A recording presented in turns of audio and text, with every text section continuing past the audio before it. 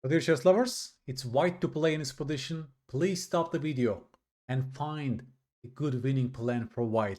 White has an extra pawn. How do we convert this extra pawn in this knight ending? The game between Michael Adams and Gukesh that was played in 2019. Folks, today we are talking about converting an extra pawn in chess and mostly in relation to piece activity. And sometimes we can give up that extra pawn to increase the activity of our pieces. I will show you 3 or 4 very instructive examples to drill this very important concept. We'll also talk about some basic endgame patterns, pawn endgame transitions, rook endgames, and very beautiful stuff to increase your technique in the endgame. Okay, folks? So I hope you got some thinking about this position, and the right answer, which was played by Michael Adams, is the move f3. There are many winning moves for white, but this is the most convincing by far and the most logical to explain. Why do you think Adams played the move f3? It's a very simple reason. We must improve our king in the endgame, correct? The king has to play an active role in his endgame. The black king is in Siberia. Our king must come into the game as soon as possible. Okay? Many people give up on this move because, hey, someone told me that if you have an extra pawn, then I should generally avoid trading pawns. And this also would maybe lead you astray.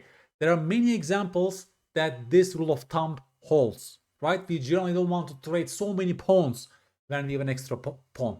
We actually want to exchange all the pieces, but keep the pawns generally to convert an edge. But I start with an exception, but that's a very logical exception, because by playing f3, we are improving our king. That's very important, but also we are keeping the outside pass pawn on the board. We are keeping the h pawn on the board. That's why he doesn't go h3 here. h3 also activates the king, but then, right, this h pawn is no longer there on the board. So it's a very logical comparison. Do you go f3 or h3? He chooses f3, and now after takes, the king is very close to the game. It's coming to f5 in 2 moves, and the black king is far away. So that's a very typical winning plan. I will ask you one more question, by the way, folks. King f5, you see the effect of f3, the art of awakening pieces. Now the king is in the heart of the black camp. f6 is also weak. Okay? After king d4 comes my next question, because in the endgame, accuracy is always required.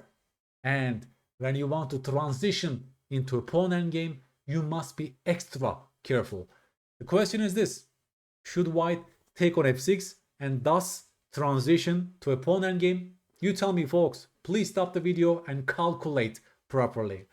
The answer is no. The answer is no, folks. And the best move by far is h4. Congratulations if you come up with this move h4. And this pawn is running, and black has no defense against this. If you take on f6, that will be a very premature move, because after takes, suddenly this e5 pawn is also a pass pawn, and we will base the queen on the same turn. Now this pawn is running, and you see, it becomes a pawn race, but black also makes a queen, and now it takes real effort to convert this position. Well, objectively, black is very close to a draw in this queen endgame, and you don't want to end up in a position like this, right? You want a cleaner finish for white than playing this queen endgame. So it's a very instructive moment that, yes, we can take on f6, but we're not playing checkers, we are playing chess, so we rather calculate. We give ourselves choices, and basically you're keeping all the cards on the board. Black has no counterplay, thus h4 was chosen by Michael Adams, and Gukesh resigns after knight takes f6, because now we can take, because if you go for the same line, we are much closer, right?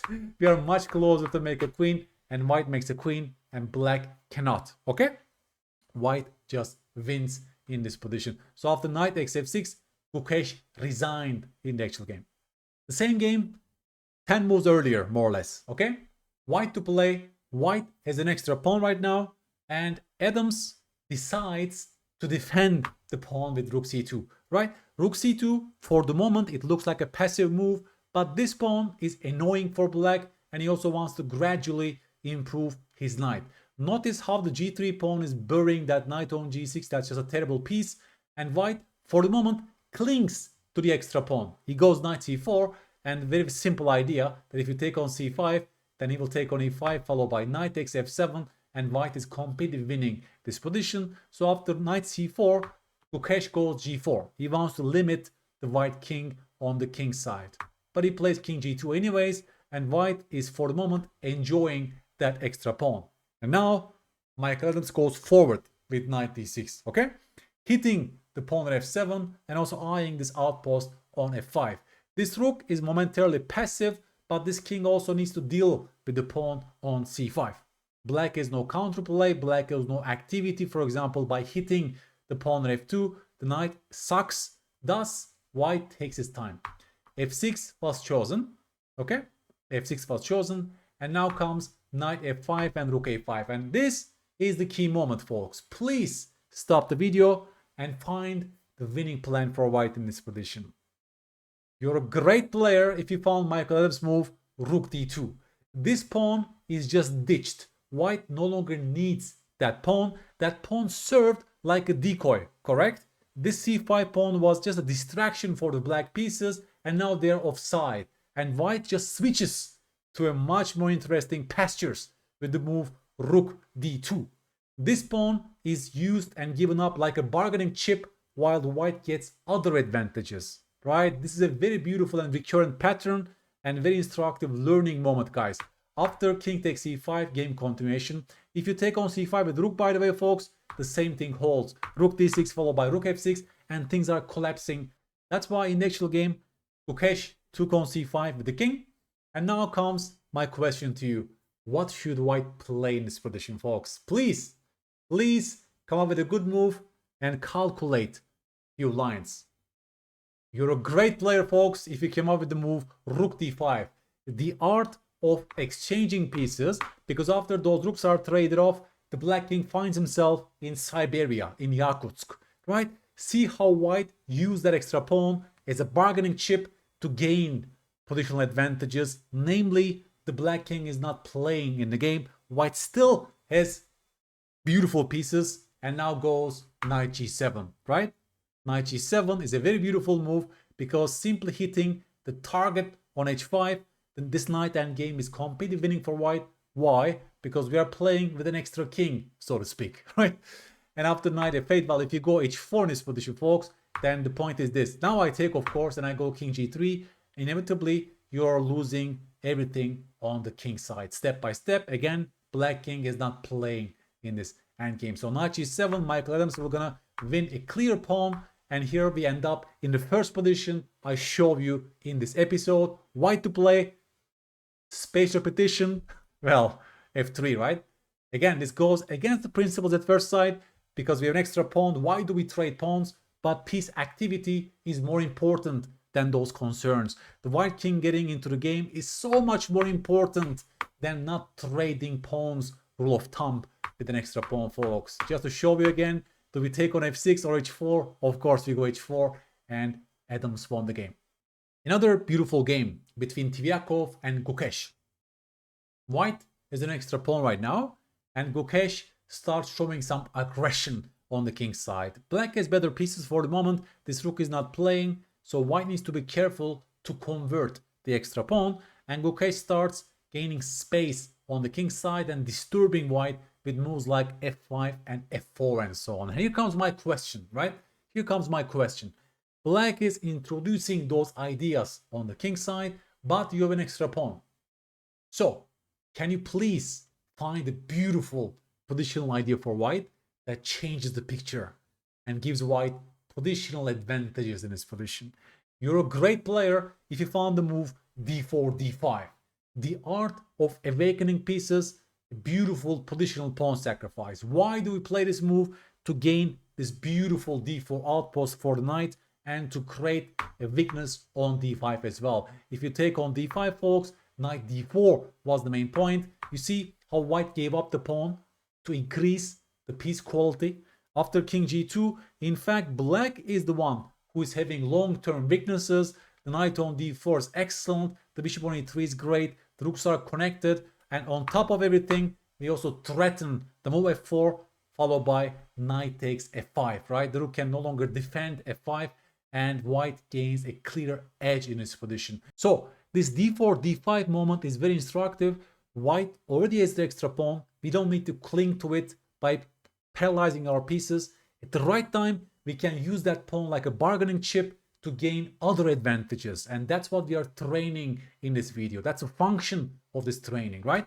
To sense those moments that we don't need to be materialistic, but we can always give up the extra material to gain coordination and quality in our position, right? It's a beautiful pawn sacrifice, and Gukesh didn't take on d5, but now white took, and white also opened the d file for their rook, right? Now you gained access on d4, the bishop got active, the rook got active, and on top of that, you gave black weaknesses on the queen side, right? Plus, white is the one who's keeping the extra pawn. That's exactly why white is clearly better in this position, and the game ended up like this. f4, again, Gukesh is fighting, by the way. White is not fully consolidated yet, and it needs precision. That's why white goes g4 to create this beautiful f5 outpost for their knight. And here Gukesh should have gone f3 just to limit the white king even more, right? This was a very beautiful move actually for black. And in this position, if he's careful, black needs to sacrifice the exchange and play g4. And if you ask the computer, black is very close to equality purely because of their piece coordination and quality. This rook sucks. This king can no longer do this. And black, in fact, has some good play for sacrificing the exchange, but it was not easy at all for Gukesh to play like this. He plays bishop b6, but then white plays f3 and stops black from pushing f3. And the rest is a beautiful, beautiful, beautiful endgame, folks. Here white has an extra pawn. Bishop versus knight. Please tell me a good plan here for white, folks. Tell me a good plan to activate one more piece. Yes, h4. The rook gets happy after the pawn break, and black also now has a weakness on g5. The rook is shining. Bishop d2, right? Very nice move, just to control this e1 square against this rook invasions. And black needs to play actively, but white is controlling the entire game, folks. Knight d5, again, the bishop is controlling that knight on d5, and here comes rook h5. By hitting the weakness, you're tying down the black pieces. That's always a good idea. Even with an extra pawn, we should still play like this. We should still hit those targets and tie down the enemy pieces. c4 is very good as well, kicking that knight. The rook just drops back. The knight on f6 is a very bad piece, right? Has no forward squares from there, and the bishop shines. So this next phase is also very instructive, folks. White just returns back and stops rook e2 prophylaxis, right? He's just controlling all kind of play from black. Rook d6 hits the weakness, thus offers one more piece trade, which helps white. We have an extra pawn, so generally piece trades are favoring us.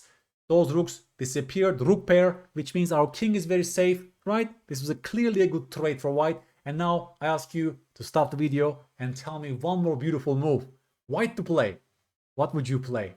You're a great player if you found the move rook e2. With an extra pawn, we want to simplify, right? Simplify. This rook was cutting off the king. This rook was not doing much on the h-file anymore. And this is a very logical offering of a trade.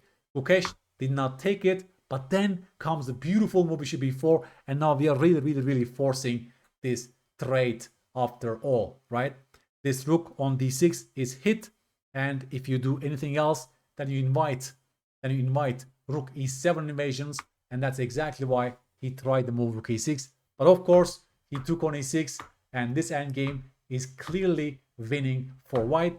Clear extra pawn, folks. Bishop is better than the knight because no pawns are limiting our own bishop. All the pawns are safe, and we have targets, for example, on g5, right? The bishop can later hit that target on g5. All the conditions are ready for white to win this endgame. Let's see how white converted the extra pawn in his position, folks. Bishop a5, limiting that knight, getting ready for pushing those pawns. Majority on the queen side. Bishop c7, chasing that centralized knight. Now that knight on f7 is completely limited in this pawn structure. b4, why not? white has 3 versus 2 on the queen side. It makes sense to push the majority, folks. King d7, well, black is almost like a zugzwang, by the way, folks. You cannot allow moves like king f5, but then comes next phase, right? a4, and white is getting ready for pushing the majority. Knight d8, bishop c7, chasing that knight, knight b7. Knights, fianchetto knights, are usually terrible in chess, and here is no exception. No exception. Here comes the phase of c5, limiting and shutting down that knight completely. Please look at that knight, folks. The art of burying pieces. The king can no longer move as well so easily because of these ideas. You're stuck.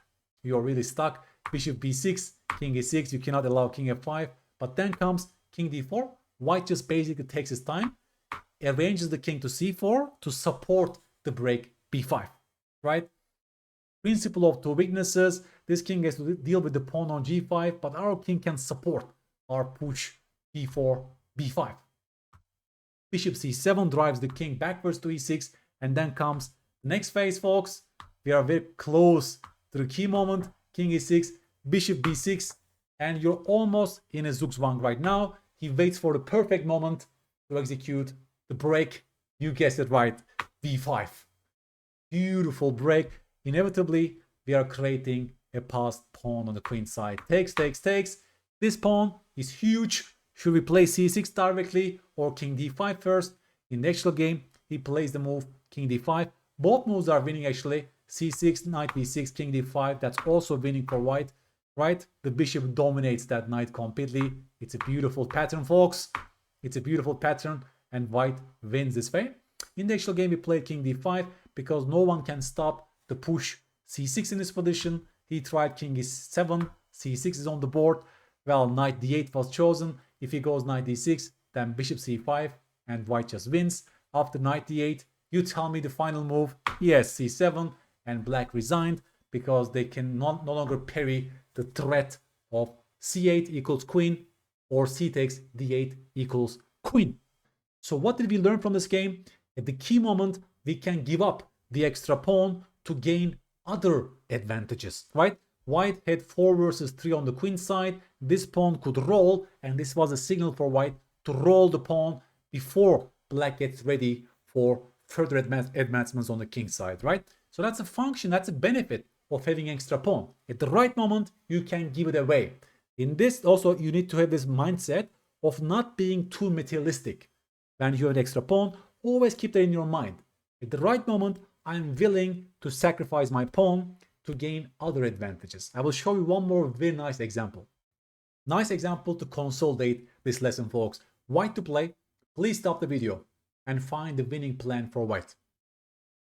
Folks, this is a very typical pattern in Rook endgame. White has an extra pawn. This pawn is right now blockaded by the king. This rook is not active right now, but this also serves like a decoy, right? The black king is distracted on the queen side. At the right moment, white can shift the gears and get other advantages, and you're a great player if you found the move rook e2 or rook d2. They are equally strong, okay? The idea is to give up the pawn but invade the 7th rank. Transformation of advantages. White transforms the material advantage to a quality advantage, okay? If you cling onto your pawn with waiting moves like this, then black can at the right moment take on b6, and this endgame is not winning for white because the king comes back to the king side, and after takes, yes, you can win the pawn, but king reaches g8 and you cannot win with the rook pawn, right? Rook pawns are useless in this position, will be just a stalemate, you cannot win. So rook e2 is very nice because now you want to invade the 7th rank. If black stops you, then you go rook e6. It's a beautiful move. The rook horizontally defends the pawn, thus the king is distracted. The king is in Siberia, and this rook is also very active. At any point you can go to e7, you're tying down the rook as well, right? The king is tied down because of this, the rook is tied down because of this. Beautiful. In this position, if king rook f7 is not played, if you take on b6, rook e7, and black can no longer defend the pawn on g7, and that's a completely lost position for black. So after rook e6, black is forced to passive defense, but white can improve the king and go for the final push. Can you find a nice plan for white? Winning plan, folks. Our king is cut off for the moment, but we have this beautiful break g5, and after takes, our king is going to collect that pawn on g5, which means our king has improved and will invade g6 to press the weakness on g7 as well. The king is not playing, thus black has no defense, folks. Black needs to wait. We improve the king all the way forward. After rook d7, you can play this position many different ways, but I very much like this next phase. The rook no longer needs to guard the pawn on b6. The rook needs to get even more active, and do it with the move rook e8. Beautiful, beautiful. The pawn is ditched to go back and pick up the very important pawn on g7, which paves way for your h-pawn to promote to a queen, right? It's a beautiful, beautiful transition, folks. Black has no defense. It's a Lucena position because the king is in Siberia, right? Our king is very active. We have an extra pawn, and black cannot hold. For example, you can do this, and if you do rook h6, can you tell me the finishing move for white? Yes, the art of exchanging pieces, and we are winning this pawn endgame, obviously, right? The pawn is just queening. It's a beautiful position. If you don't play rook h6 but rook d2, then it's a simple win for white. For example, like this, I can show you, folks. It's a typical Lucena. It's a typical Lucena position, and here black's moves are running out, and this pawn is going to be promoted to a queen. Rook d8 followed by h8 is a big threat, and black has no defense against this. You can play this position against your training partners in several different ways. White is winning in all permutations. Please notice the similarity between that endgame and this position where Michael Adams played the move rook d2, right? It's the same spirit. You don't need that extra pawn anymore. The pawns serve like a decoy for the enemy pieces, and you gain other advantages. You transform the material advantage to quality advantage. Namely, your pieces are gaining activity while those pieces are going to be tied down. For example, the king is in Siberia, and you win the knight endgame very, very easily. Knight endgames are pawn endgames. As Botvinnik says, if the king is not playing, then you're always winning such endgames, and white demonstrates this idea with a very simple move knight g7, and things were collapsing. I hope the lessons are clear here, folks. I will leave you again with this position where white needs to decide on the winning plan, and it shows the move f3, multi-purpose. The king got active and the h-pawn got ready to roll, right? I love such multi-purpose moves. Even in endgames, you can see the strength of such beautiful moves, right? Also shows us the importance of piece activity. Our king needs to get involved. Thus, we don't mind trading pawns, even with an extra pawn. But obviously, generally, with an extra pawn, piece trades are generally helping you, right? Remember that Tiviakov game that he was trading those rooks with an extra pawn, right?